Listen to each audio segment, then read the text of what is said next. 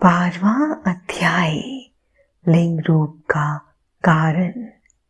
ऋषिगण सूची से पूछने लगे, हे सूची, आपने हम पर कृपा करके हमें त्रिलोकीनाथ कल्याणकारी भगवान शिव के दिव्य ज्योतिर्लिंग के संबंध में बताया।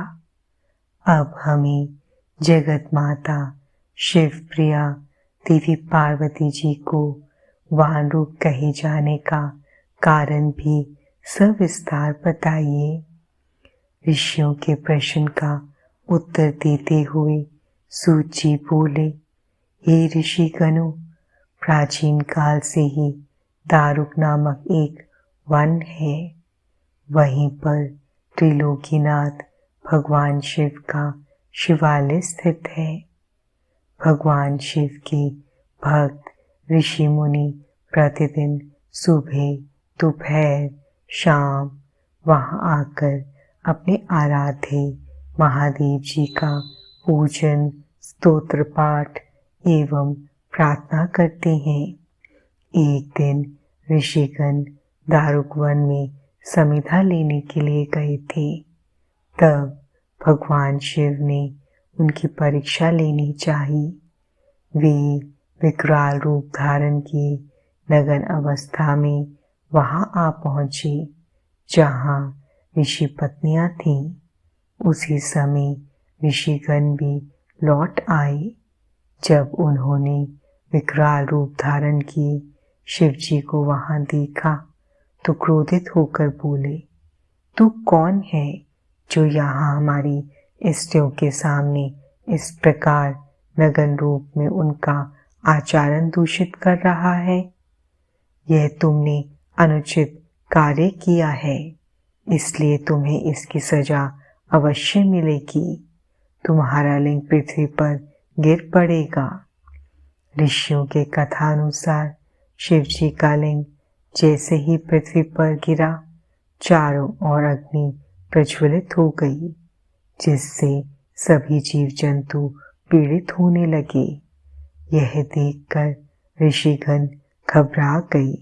वे ब्रह्मा जी के पास गए और उन्हें सारी बातें बताई।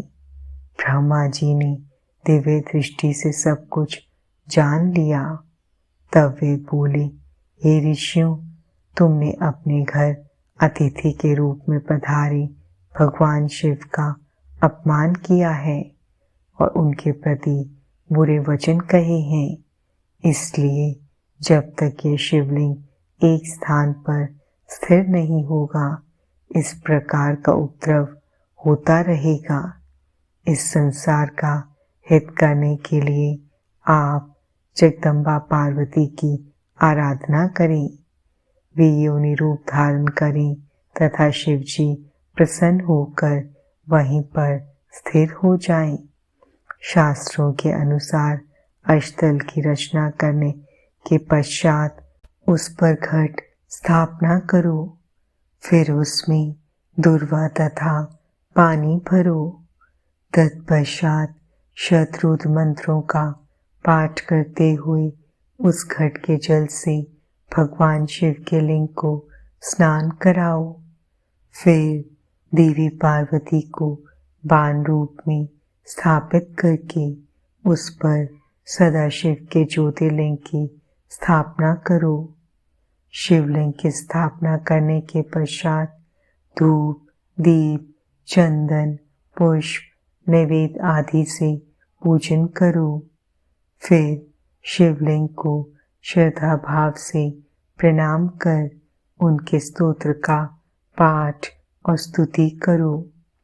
ब्रह्मा जी के वचन सुनकर ऋषिगणों को सही मार्ग मिल गया। उन्होंने ब्रह्मा जी से आज्ञा ली और पुनः अपने स्थान पर वापस आकर बताई गई विधि से देवी पार्वती और भगवान शिव की आराधना की। पूजन से प्रसन्न होकर देवी पार्वती जी योनि रूप में स्थित हुई। तब ऋषियों ने वहां ज्योतिर्लिंग स्थापित किया। ज्योतिर्लिंग की स्थापना से सारे संसार में शांति हो गई। यह ज्योतिर्लिंग संसार में हाटकेश्वर नाम से प्रसिद्ध हुआ। इस ज्योतिर्लिंग की आराधना से लोक व परलोक में सभी सुखों की प्राप्ति होती है।